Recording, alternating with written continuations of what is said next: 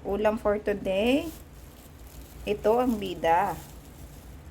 Saluyot. Tilapia. Galing sa farm ni Uncle Ray. Saan ka nanguha ng saluyot, ne? Diyan lang, sa malapit. Ayun na nga, ang daming saluyot doon sa paspasumok ni Kuya Ray. Linisan natin, tanggalin natin yung pinakatalbos niya para hindi masyado maglaway. Linisan na rin natin yung puso ng saging, tanggalin natin yung matigas doon sa gitna. Yan. Tapos, hugasan natin, medyo pigain natin. Syempre, dapat may sitaw. Bagoong.